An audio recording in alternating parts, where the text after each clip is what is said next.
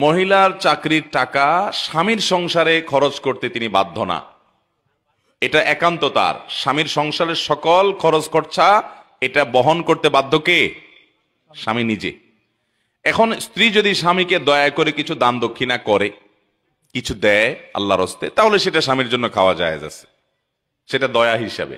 তা আমাদের দেশে এসব নাই। বহু ছোট লোক স্বামী আছে যে বউয়ের চাকরির টাকার সবটুকু দখলে নিয়ে নেয়, আছে না নাই? ইসলাম অর্থনৈতিক ব্যাপারে একেবারে পরিষ্কার অবস্থান নিতে বলেছে। আমাদের দেশে স্বামী স্ত্রীর টাকা পয়সার মধ্যে যত গোজামিল আছে আর কোথাও এই গোজামিল নাই। স্ত্রীর যে গহনা এটার মালিক কে বলেন তো? স্ত্রী। বুঝে শুনে বলতেছেন? বউয়ের যে গহনা, তার যে অলংকার, স্বর্ণ, এগুলার মালিক কি বউ নিজে না স্বামী? এবার বলে স্বামী। কথা উল্টে গেছে। দেখেন, আপনারাই সন্দেহের মধ্যে পড়ে গেছেন। আমি যে গোজামিল বলছি সাদে বলছি? আচ্ছা, বউ মালিক যদি হয়, তাহলে আপনি বিদেশ যাওয়ার সময় এই স্বর্ণগুলা যদি বউর কাছে বলেন যে স্বর্ণগুলা দাও বিক্রি করে, আমার ভিসা কিনে বিদেশ যাব, আমি বিদেশে গেলে আবার তোমার কিনে দিব। বউ যদি বলে যে স্বর্ণ যেহেতু আমার, আমি তোমাকে দেব না, কারণ কেউ আমার কাছ থেকে লোন চাইলেই কি আমি দিতে বাধ্য? আমার বিশ্বাস হয় না তুমি আবার কবে চাকরি করে টাকা কামায় আমার দিতে পারবা কি পারবা না, সরি আমি তোমাকে দিলাম না। কি বলেন, এ অধিকার মহিলাদেরকে দেওয়া হয়? কোন ফ্যামিলিতে আছে এটা?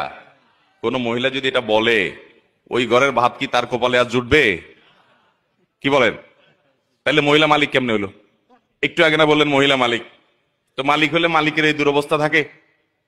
আচ্ছা, আরেকটা এক্সাম্পল নেই ধরেন, যদি কোনো মহিলা বলে যে স্বর্ণ গহনা এগুলো তো আমাকে দিয়ে দিছো তুমি, তোমার বাপরা দিছে, তোমরা দিছো, বিয়ের সময় মোহর হিসাবে দিছো, যেমনি দিছো দিছো, এখন যেহেতু এটার মালিক আমি, তো আমি এগুলো বিক্রি করে আমার ভাইটা বেকার আছে ওরে দিয়ে দিব, আমার বোনটা একটু কষ্ট আছে ওকে দিয়ে দিব, আমার বাপ মাকে আমি গিফট করব, অথবা আমি একটু মার্কেটিং টার্কেটিং করবো, আমার যা খুশি তা করব।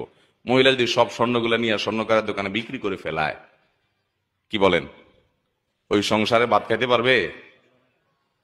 তাহলে সে মালিক কেমনে হইল বলেন তো? আচ্ছা, এবার আপনি বলবেন তাহলে ঠিক আছে হুজুর, তাহলে স্বামী মালিক। তাইলে আরেক ভেজাল হবে।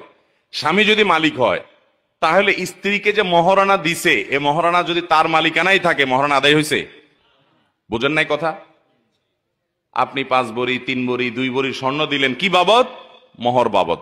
মোহরটা এটা তো স্ত্রীর প্রাপ্য। আল্লাহ বলেছেন ওয়াতুন নিসা সাদাকাতিহিন্না নিহলা। মহিলাদেরকে এত ঠকান এদেশে ঠকানো হয়, পৃথিবীর অন্য কোনো দেশে আছে কিনা জানি না আমি।